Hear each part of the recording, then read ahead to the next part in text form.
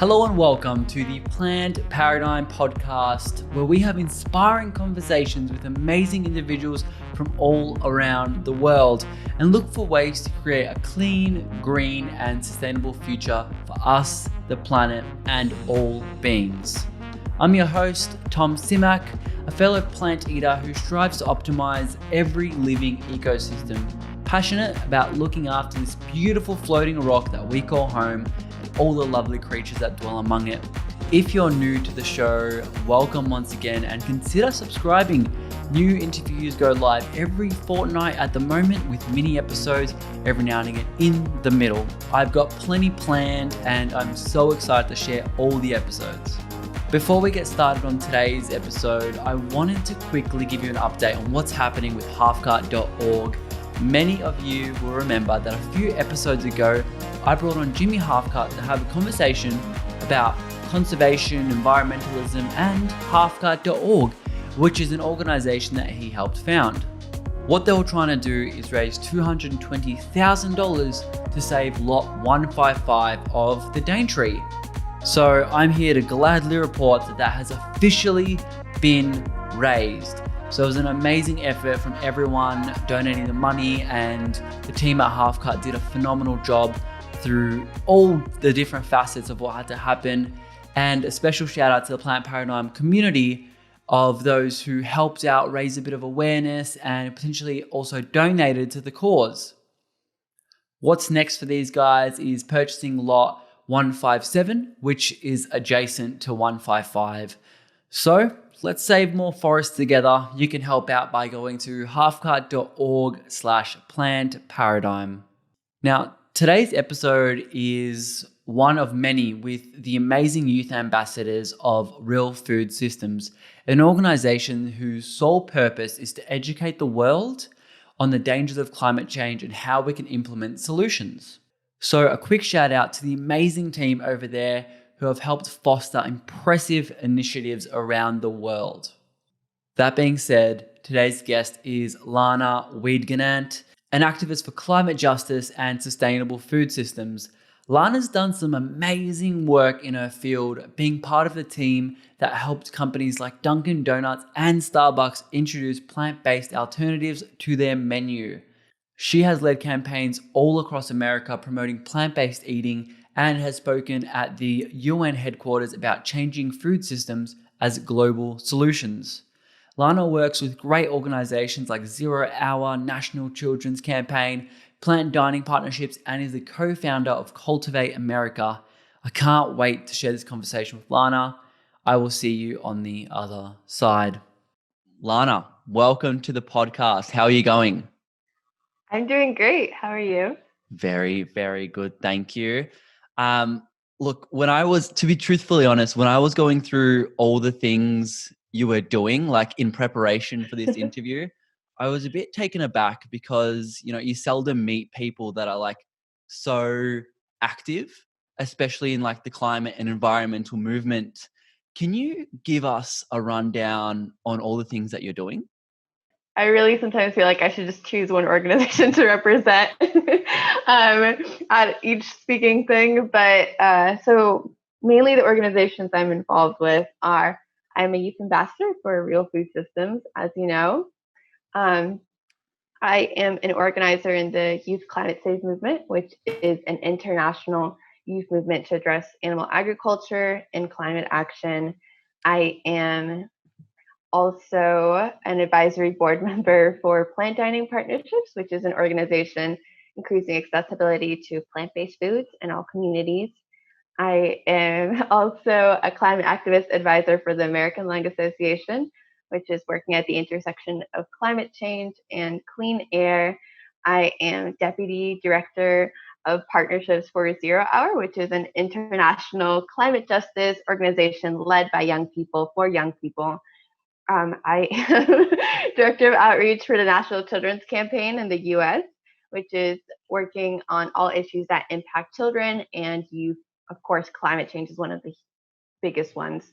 And I have some other positions as well as I have as ambassador for Earth Day Network for their food prints for the Future program, which was focused around the 50th anniversary of Earth Day for this year. I also co-founded an organization recently called Cultivate America, which focuses on food system solutions to the climate crisis.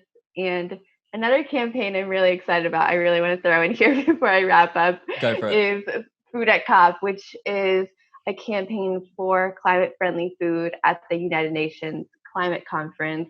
And we've been building up some really exciting momentum recently, doing a video campaign highlighting the voices of young people from around the world speaking and why we need climate-friendly food at the UN Climate Conference and why that's so important and why that makes sense. And we've also been interacting with, we've had organization endorsements, over 50 at this point. And we also have a petition on change.org that has nearly 2,500 signatures at this point. So those are some of the main ways we're tracking our progress. And that one is really exciting, building up momentum for COP26, which is next year, the next UN climate conference.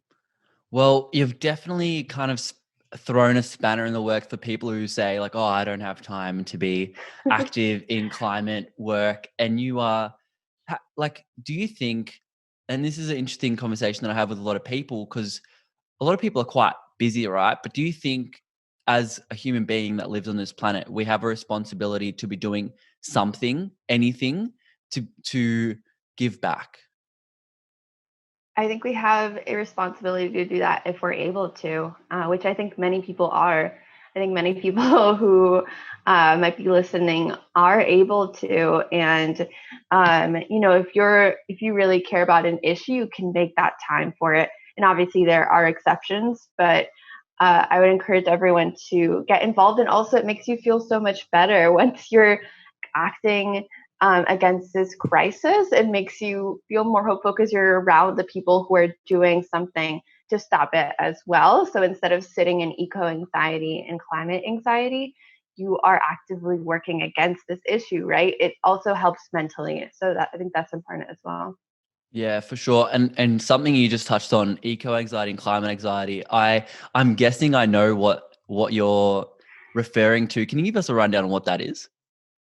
So the basic idea is that, especially for younger generations and frontline communities, there's a lot of mental health anxiety, just like feelings of fear and um, just anxiousness around how the climate crisis will impact our futures, how we don't know how bad it will be, how our leaders are not acting sufficiently to address it, and it's this huge problem coming. And I think that especially impacts younger people because we are going to school to study for a future that we're not sure if we'll have, and it just that idea of like, what's the point? Yeah, I was literally having this conversation with my partner the other day when we're like if you go to study something, like say if I went to study like climate conservation and that's like a 3-4 year degree, and then by the time it's finished, I'm like, oh crap, we're already like a degree above. Or like you just it's this anxious feeling of I don't know if it's going to be doomsday in 10 years, and it's that crippling effect. Have you had that in your own life? Definitely. So I forgot to mention, I am a full-time student right now. I'm an undergraduate student at Johns Hopkins University, which is in Baltimore in the U.S.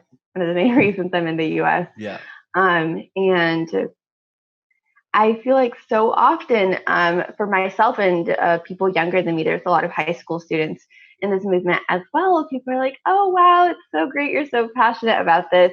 You're going to make so much of a difference as a climate scientist. Like, by the time I get a climate science degree, we are going to be in way too deep. We're already in way too deep.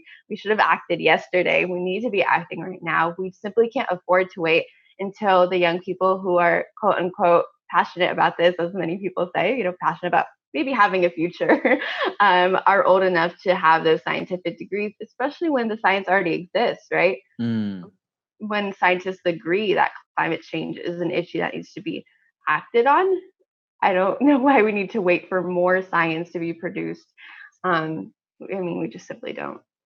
Yeah, for sure. And it kind of runs back to, especially what you were saying, like, oh, young people are so passionate about this. It's like that almost feels a bit patronizing. Like, yes, I'm passionate about living on this planet and not destroying it. Yeah. Yeah, of I course. think you would be too. Yeah, like if you're in our position, you probably would be, and it's driving that point home to.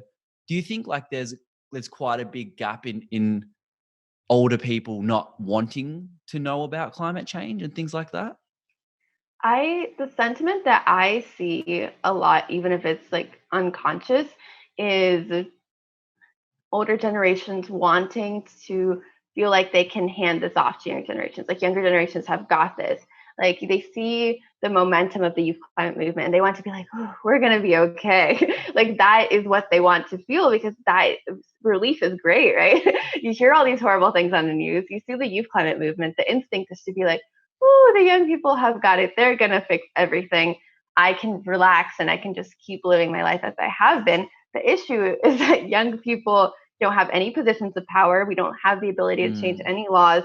We're not currently in any of the leadership positions. We're not in office. We're students. We're in school. We have no power in society. So even if we have all the quote unquote passion in the world, as they say it, we need older generations to actually do what we're saying, to do are the demands of the climate strikes, what young people are writing about, what they're championing, what they're talking about, what they're advocating in their communities.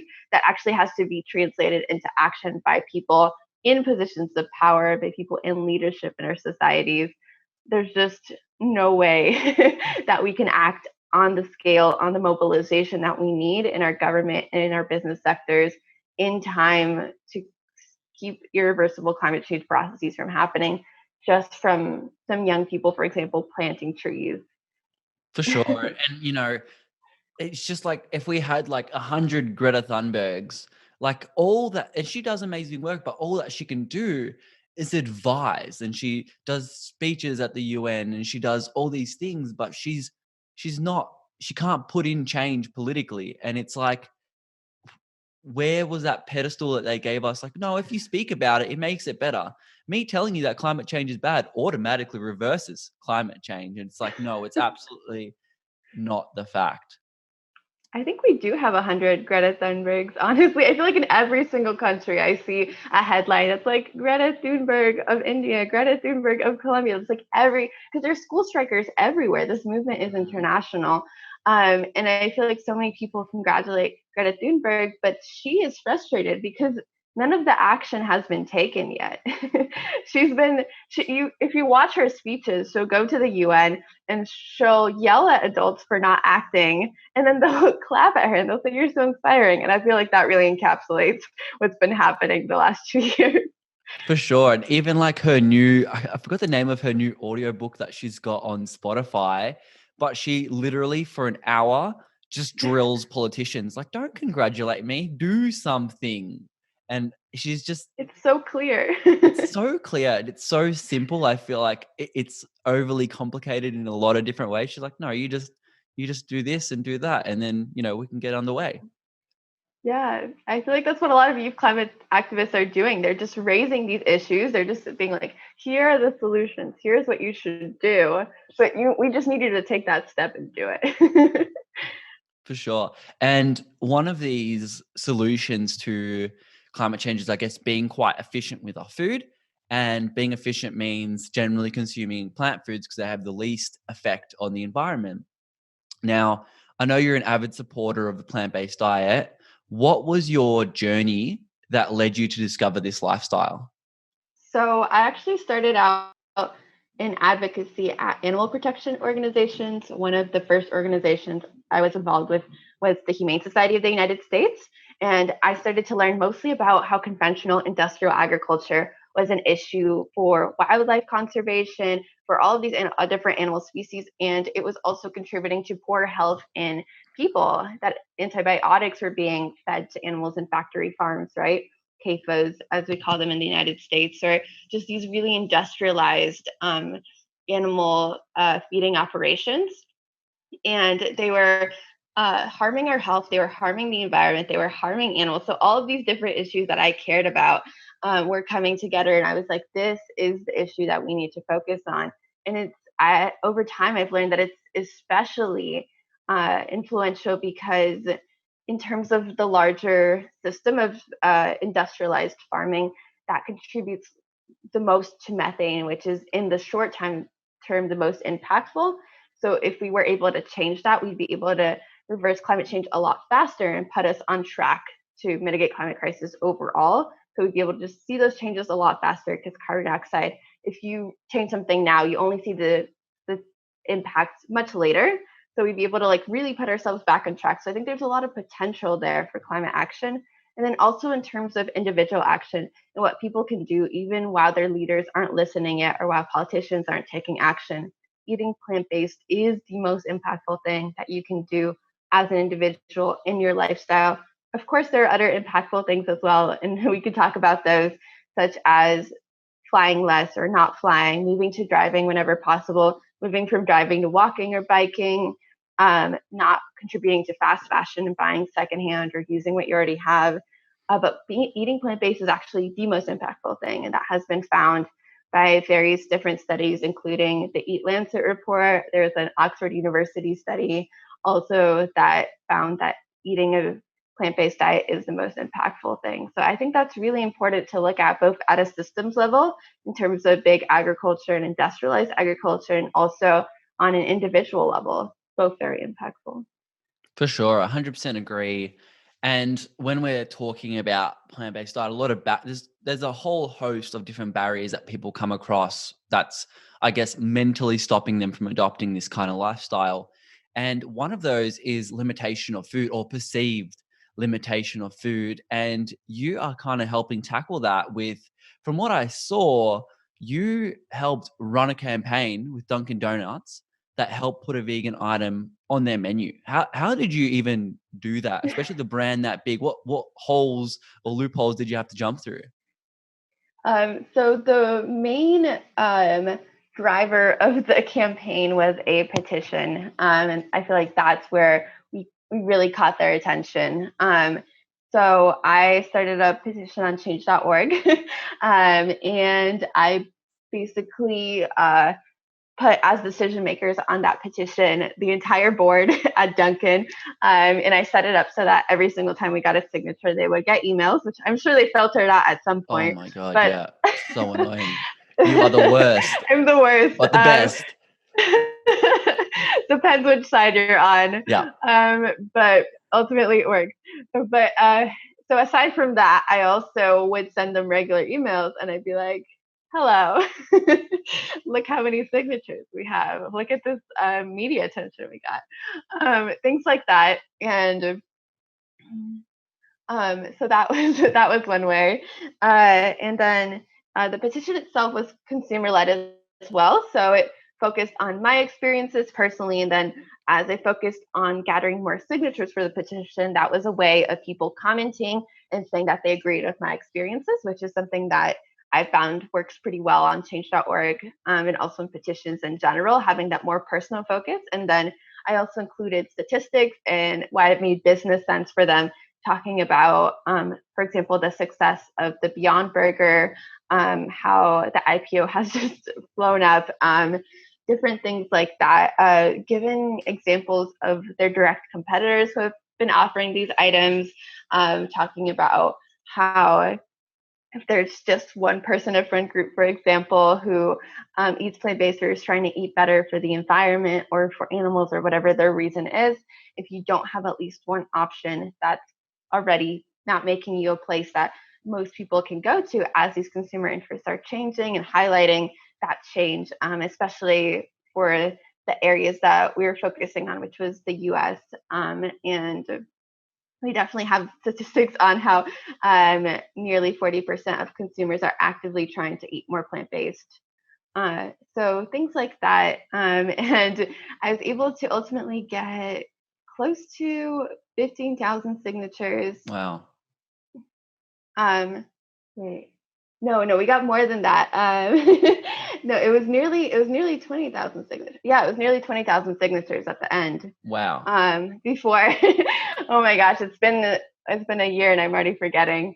And they finally they finally messaged me one time. I got a message from the chief marketing officer at Dunkin'. It was just like, we heard you. And I was like, what does this mean? I'm terrified. And then they just sent me like the new branding that they had for like, it was like go plant-based, like eat green, something like that. Yeah. And it had just like a plant-based breakfast sandwich. I was like, oh my gosh. What So it was was that really moment for exciting. you? What was that feeling of success? I was like, wait, is this real? I was like, wait a second.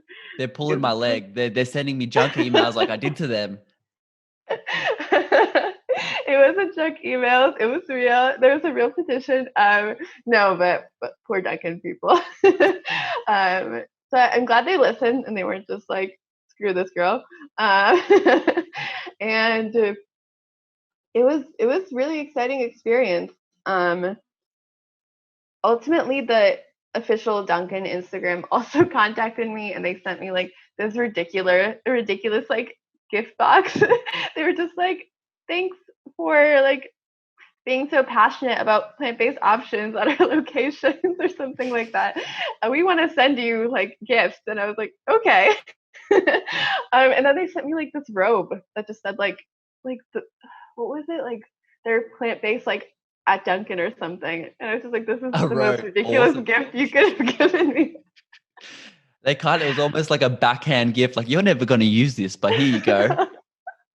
It was so funny too. And they sent me a note, like a personalized note on like paper that you can plant, like seed paper. And it said like you Whoa. can plant this. That's Yeah, cool. it was pretty. I was like, oh, okay, this is cool. And they were just like, yeah, like you should snap a picture of this road. And I was like, that's very weird, Duncan. Very weird. But the paper was very nice, and the whole experience was just like, what is life? Yeah, I can imagine it be quite euphoric and surreal when, especially when you had succeeded. You're like, wait a second, I was just kind of trying to do me, and now you're listening. Yeah, actually did expect them to listen, at least not for a few months. I How long did this started whole the petition process take? not long. I started the petition in beginning of June. I got the message at the end of July. So Whoa. it was very fast. I didn't think they would really notice until got a lot more signatures, until we got spent a lot more time just like emailing them. I was A just month is shocked. very quick, especially for a business of their size. Like, if you think politically, how long do changes take to put into Yeah. place? And you think like a business needs to like go through all these different chains of command, find a supplier, find all these. A month is, and I've got it up here on petition or change.org, and you got 19,520 Okay, I signatures. got it. I figured it out eventually. And with Starbucks, you got 19,756. Was was Right. was the process between doing it for Dunkin' Donuts and Starbucks different, or you pretty much used the same? It was very similar process. It's funny. We actually used the Dunkin' example as the example for Starbucks. We're like, Dunkin' did this. You should do this. Which like Dunkin' did this because I asked them to, which is funny. But yeah, another key aspect to the Dunkin' victory was also I knew that they had considered this. I knew that they had talked about implementing this specific option, and I just thought they needed like a push to do it because they had talked about, oh, like maybe we'll do like a plant-based like Beyond Burger like breakfast sandwich. So I was like, okay, this is what they consider doing. So we're just gonna show that a lot of people want what they're considering. Mm. And then they were just like, oh, like I think some of their wording was just like, thanks for showing consumer support. It's just like, yeah, like people will eat this option. Like people want plant-based options. This is where the consumer interest is.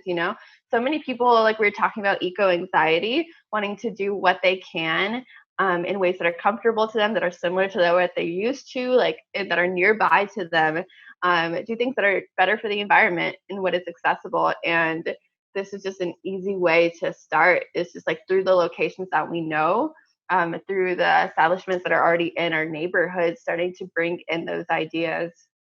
So I think that's part of it. That's insane, and I can see you're already doing Wendy's now. So you've got oh, as I was on here, someone already signed the petition. Oh no, 2 more people did. Oh my gosh, why is this moving so quickly? But you've got just over 28,000 people signed on this one with your goal at 35,000. Like, that is you can pretty much do this to every place that doesn't have an option. It's a fun model. That's awesome. And then on the back of that, a lot of, I guess, an opinion that's really interesting, and I think I know which way you'll swing on it, but you when I'm on Facebook groups, a lot of vegans will be like, I will only eat somewhere if they're 100% plant-based. Do you think there's much danger in that mentality, or do you reckon like it's okay, it is what it is? I think it's personal preference if someone is going to feel that way, right? If they like if they don't feel comfortable eating somewhere where it's there's non-vegan options also being prepared, I think if someone wants to do that, I'm not going to push them. If that is like ethically, morally what they feel comfortable with. I don't think that they should go on Facebook groups and yell at other people or complain about this issue or complain about like non-vegan places offering vegan options, because I think that is great and that's where we're going to have the most progress for environmental issues for our animals. Whatever the cause really is, this is the best thing for the cause that is becoming mainstream, that is being offered to places where non-vegans will walk in and they'll see that huge advertisement for a plant-based breakfast sandwich, and they'll be like, oh, this is interesting, it's made from plants, and like all this kind of marketing and all this new like recognition. And I think that's a great entryway for people who, starting with things that they're familiar with, especially with a lot of, some vegans don't really support Beyond and Impossible, and I agree that they're not completely perfect, but I think they're a great option to have, especially for people who aren't vegan yet, to know that they can eat something that's so similar to the taste and texture that they're used to. I think it's a great way that you can show them, hey, you can eat exactly what you currently eat, and it's made from plants. It's healthier, it's more environmentally friendly. It's not perfect yet, right? It's not a whole foods diet, which is much better for you, but it is a great thing to have and it's so much better for the cause. So I don't think that these people should be going on Facebook groups and complaining about the progress this is causing, or complaining about, it shouldn't be about perfection, honestly. Ultimately, there's always going to be something animal sourced, whether it's in your medication, whether it's in some other small element in society, right? We don't live in a vegan world. We don't live in a plant-based world. And I don't think that's the point. I don't think the point is to be 100% rather than 99.8% plant based. But I think that also I'm not going to pressure anyone in terms of the ethics and morals. Just if you are thinking of the cause, if you're thinking about what's most effective, what can really help, and if you really care about climate change and environment and the animals, this is something you should be celebrating. For sure. 100% agree. Like it would be in a much better position if 50% of the world would be half vegan than only 10% of the world be fully vegan. And that's Yes, the kind of perspective exactly. so many people should adopt. And that's a common theme that is kind of, or common perspective that basically everyone that comes on this podcast shares, which is interesting. Like, where are those people I disagree? Um, Probably like avoiding everyone. oh yeah, well, you would be, because my friends aren't vegan, so I'm not gonna be friends with them. And it's like that. Uh, it's almost like they're scared to be challenged a little bit. But also, if that's what you're comfortable with, no judgment. You mentioned before that you're currently attending Johns Hopkins. Is it quite easy as a student to be a part of like ethical groups and coalitions? Like, is that supported within like college walls? So first of all, congrats on saying Johns Hopkins correctly. No one does that. Everyone wants to call it John Hopkins. I So wanted to good call it job. John Hopkins, and I'm like, that doesn't sound right. And then I wrote down here on my notes, Johns Hopkins. I'm like, maybe I made a mistake. I don't know which way it'll swing, but I'll just say it. Lana's Oh okay. my She won't god. judge me. No, I'm just like I'm shook. That's good job. Okay. Also, Johns Hopkins is not your regular university, at least not compared to like American state universities or Mm, anything like that. I would say, I feel like we have like some Greek life, for example, but it's definitely not as intense. So I'm not sure how this would be taken at other state colleges, aside from like what I've heard from my friends. But my activism is completely supported here, actually, which is really great. And I think that I'd have to double check, but I think that is some of the experiences I've also been seeing from some other people, especially when you're also involved in environmental and climate activism and you're using food systems as a part of that and using dietary change as a part of that. I think it's a lot more supported than just telling people like you need to go vegan, or coming from a more ethical standpoint. I am the co-president of a student group at my university, which does talk about other issues aside from eating plant-based, such as it does talk more about ethics. It talks more about animal testing, for example, things like that. And that also hasn't received negative feedback either. So I'm not sure if it's just Johns Hopkins or if it is changing, but I've overall received super positive support from the university and also my classmates in terms of activism. And then the student group, I feel like people are just like, oh, this is interesting. You're like, especially since we give out like a lot of like free, well, before COVID, we give out a lot of like free food and samples. They'd just be like, okay, like, sure, this is different. I'll like think about it. Yeah, I'm sure people are in the mental state, or at least what's really exciting about cultural change, and I guess informing the masses. I think when you talk to an average person, most people will be like, yeah, to be healthy, you should probably reduce the meat. I don't think Mhm. a lot of people know that it's bad on the environment yet. Like, I don't know if you disagree, but I feel like when someone's like plant based, I feel like a majority is like, yeah, we should probably eat more plants. Like, that's an amazing step that we've taken, and I think doesn't get nearly enough credit. Yeah, that's a good point. I think there's a small subset of people who would disagree with you even saying that eating less meat is good, but that's because I've seen like meat and dairy advocates who are like passionate about meat from like the meat industry.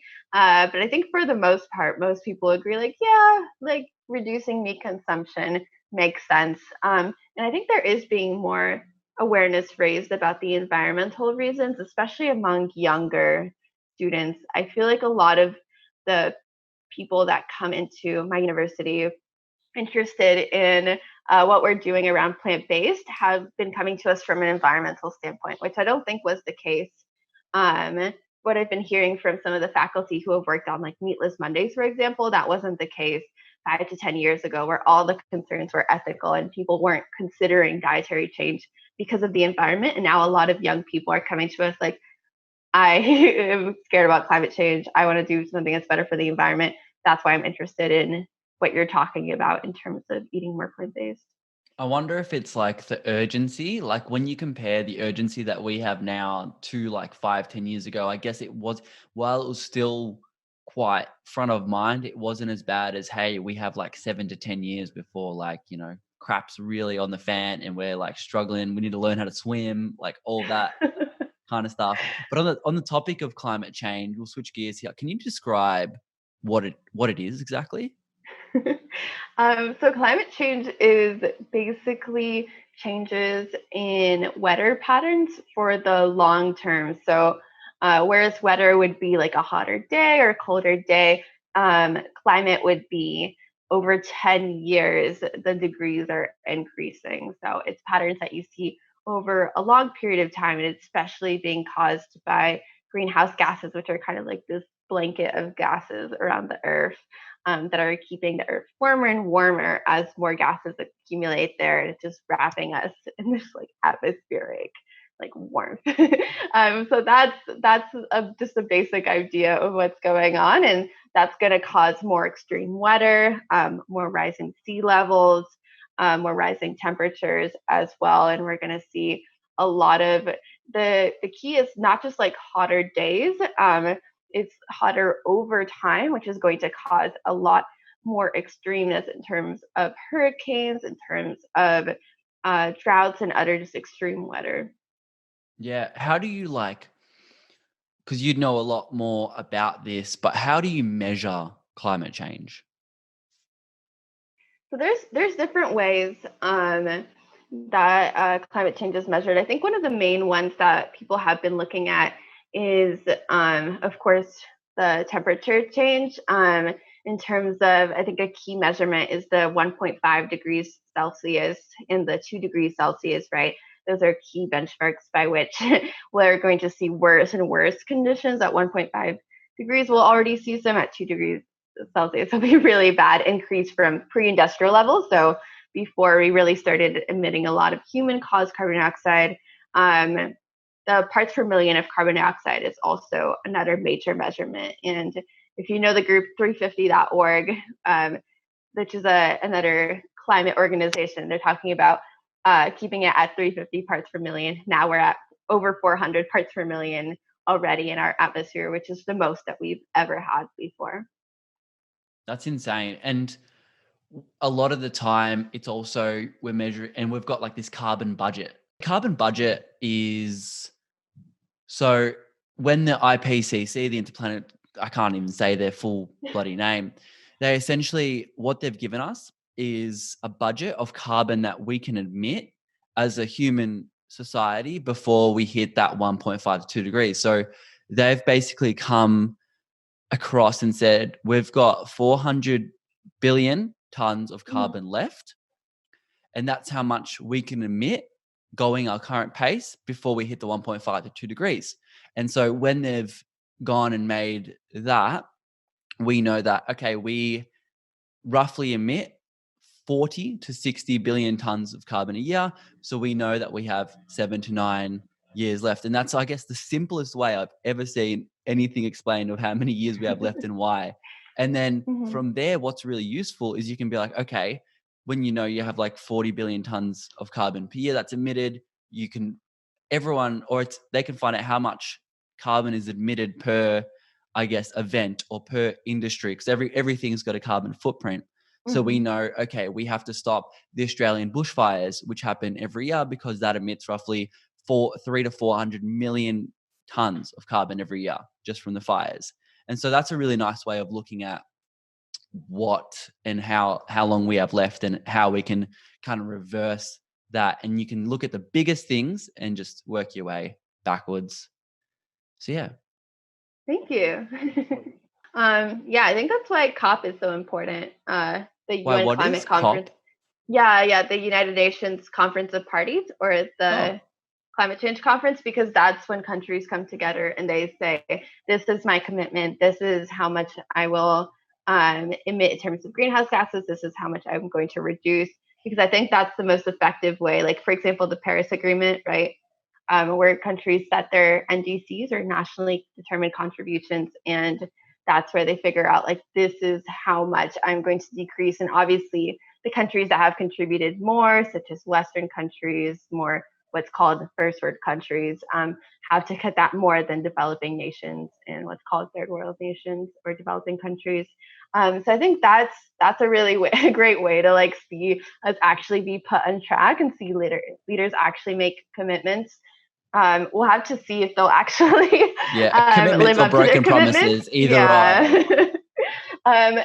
So yeah, I think a lot of countries actually I've seen recently would have broken the commitments that they had first set in the Paris Agreement if it wasn't because of COVID this year, which has decreased like the greenhouse gas emissions of a lot of countries. Just kind Which is of so makes me worry a strange. little bit. Yeah, when it first kind of hit, and we're like, okay, everyone stay home. You know, a lot of time you work from home, so you're not even driving to work. There's like 1% of plane capacity going at the moment. I thought this is like the greatest thing for the environment, but it actually turns out it's not, which is strange. I totally thought it'd be the other way. Yeah, I think in certain ways there's less emissions, but yeah, this is a very strange time. I definitely wouldn't say that this is like the answer, that nature is going to heal because of this time at all. What's something we were talking about a bit before, but what's something you've changed in what you do as an individual to help the better of climate, the planet's climate? Like, what's something at an individual level we can implement? Yeah, we've talked about some of these before. Eating plant-based is definitely one of them, although I do that for various reasons as well. The environment and the climate being one of them.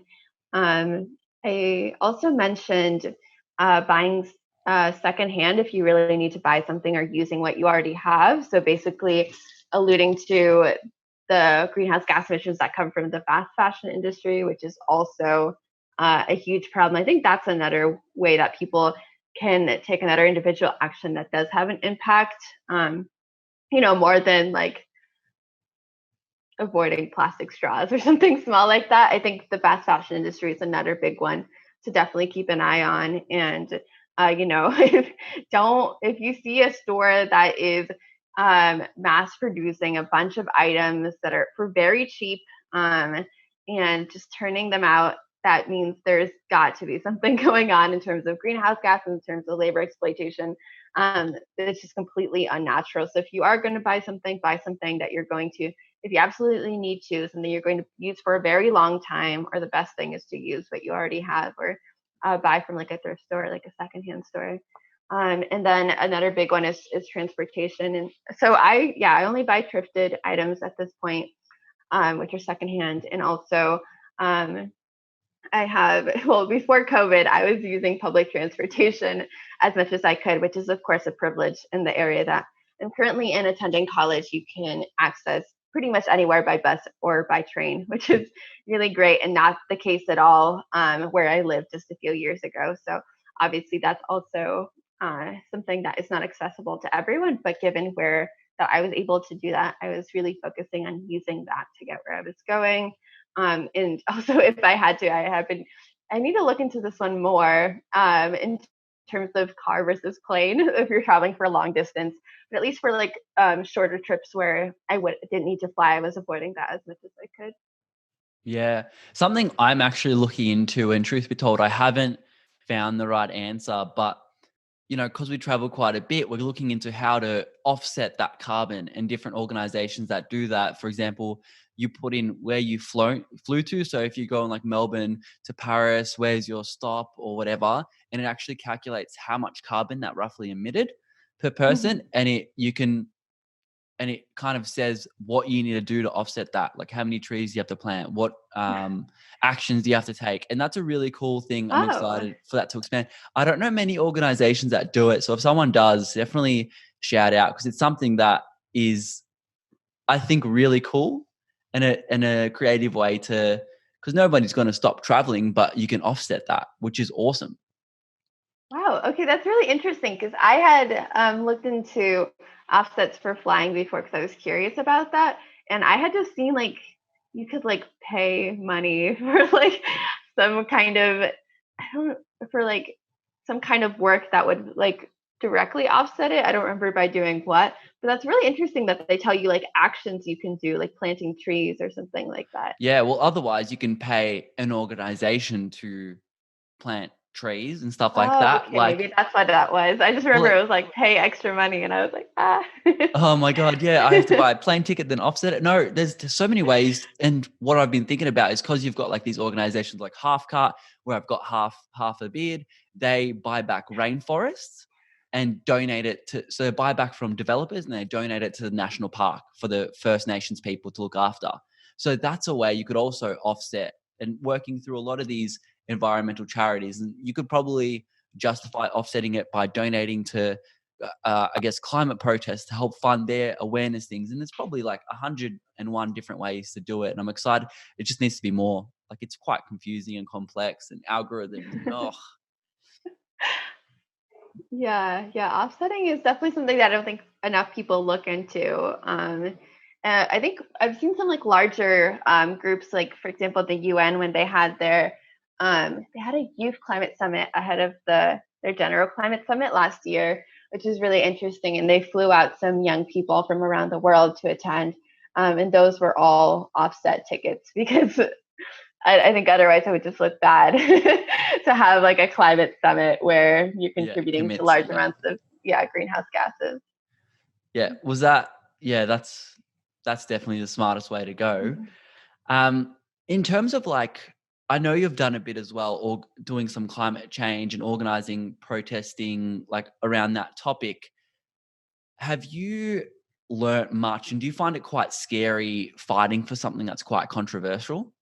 It shouldn't be controversial, and I honestly, I Shouldn't don't be, worry but too much. Yeah, probably is a I little bit. really don't worry too much about the climate deniers.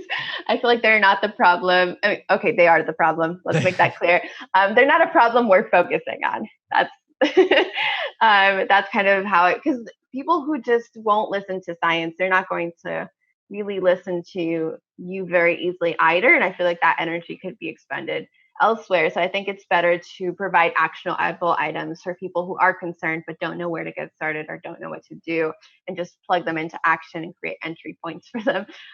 So yeah, I have organized climate strikes and climate protests that ended up on Fox News, which in the US is like the conservative climate denying channel. And it's Mm. been really funny. I've me and my friends have definitely we're like, oh, look at that. They're making fun of like young kids trying to have a future. That's great.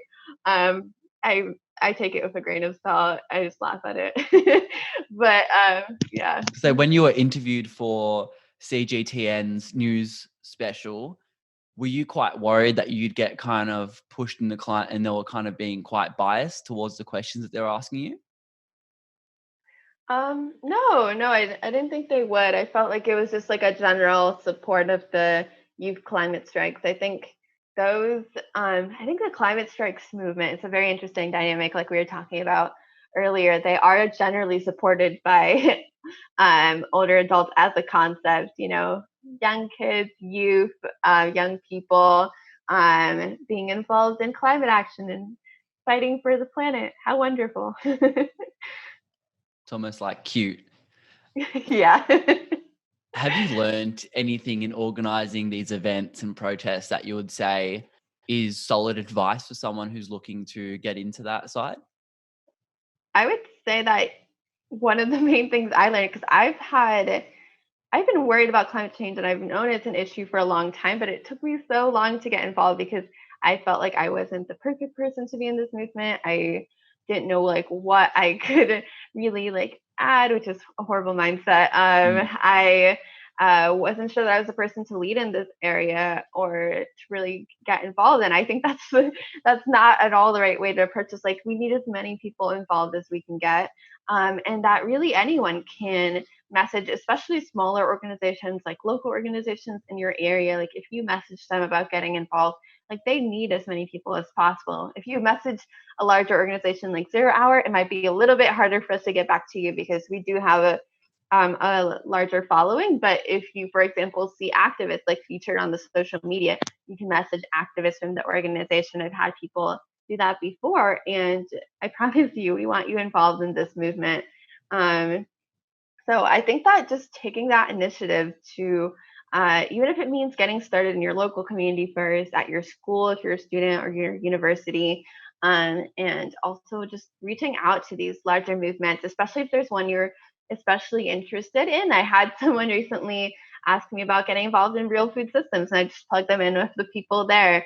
So if you're interested in something specific like food and climate change, such as what Real Food works on, or some specific issues such as youth issues, if you're really interested in Zero Hour and how we talk about intersectional climate justice, anything like that, just reach out. Yeah, don't be scared. Don't be scared. On the tail end of this episode, is there any last bits of Lana wisdom that you'd like to leave us with that we potentially didn't touch on or that you're specifically passionate about? One thing we didn't touch on, which I would advise for anyone getting started in their local area, is to always try to work together with the international events. So, for example, if there is an international climate strike happening on, for example, September 25th, and you want to organize a strike in your hometown, aligning that with the international day and collaborating with the movement wherever possible makes it so much more powerful, because then you are that's something that your local area will also might also be aware of, like hearing like these international days and then seeing you organize that will bring that to their attention, will bring the international movement aligned to you. So wherever it's possible, like making those partnerships and collaborations, I think is so important. And I'm biased because I work on partnerships in Zero Hour as well. But in general, like bringing together For example, people working on food systems and people working on climate, which I've been doing recently, I found that's been one of the most powerful things that you can do, because when you have a common objective, like helping the planet, helping the environment, our resources, different things like that, just really wanting to have the same outcomes, bringing together movements or aligning with larger movements wherever you can find those intersections, and also like having that like collaboration wherever possible is really, really powerful. So just keeping an eye out for that wherever you can, work across, like form bridges, and just build on movements and make them even more powerful. That's awesome. And it's definitely like, it's also being part of the community, and it gives you confidence and reassurance that you're doing the right thing. And it gives you a support group if you need one. And activists, in my experience, are always willing to help, Mhm. because it's all one cause, right? One community, one value driven system run by humans. Um, if someone wanted to connect with you and all the places where you're active, where can we find you? The best way to connect with me is you can email me at Lana at thisiszerohour.org. I'll repeat that. It's Lana, Lana, at thisiszerohour.org. I know it's a little bit of a tricky ending. I'll put it in the show notes for any of the places that you mentioned so people can easily. Okay, great, great. Yeah. I'm also on Instagram and yeah. I'm also on Instagram, Twitter, if anyone wants to connect with me there. And that's Lana again, and then Weid. And I can help connect you with the different organizations that I mentioned. If one of them stuck out to you, or if you have any more questions, I'm happy to answer that. Amazing. Well, thank you so much for jumping on and having this conversation. It was an absolute pleasure to meet you and talk about all things climate. You're doing amazing things, and thank you for putting yourself out there and putting vegan options on these amazing places that we all love to visit. Really, as one plant foodie, I really appreciate that. Um, and thank you once again for jumping on and sharing this amazing conversation. Thanks so much for inviting me. Hi there. Welcome to the end of the episode. Thank you so much for listening the whole way through. Thank you, Lana, once again for jumping on and having this chat. The work Lana is doing is absolutely amazing, and she couldn't have more support from me. And I'm excited for what she'll do in the future. Dunkin' Donuts and Starbucks are just the beginning. But if you wanted to connect with her, like always, I will leave all the links in the show notes. And if you wanted to let us know what you thought of this conversation, connect with Lana on Instagram, or even plant.paradigm at Instagram. We're also on TikTok and Twitter and YouTube. And if you are watching on YouTube, hi, how you going? Nice to see you there. If you enjoyed this conversation, please feel free to leave a review or share this episode. But that's about it from me today. I hope you have an amazing week or weekend or morning, wherever you are. Until next time, stay happy, eat plants. Peace.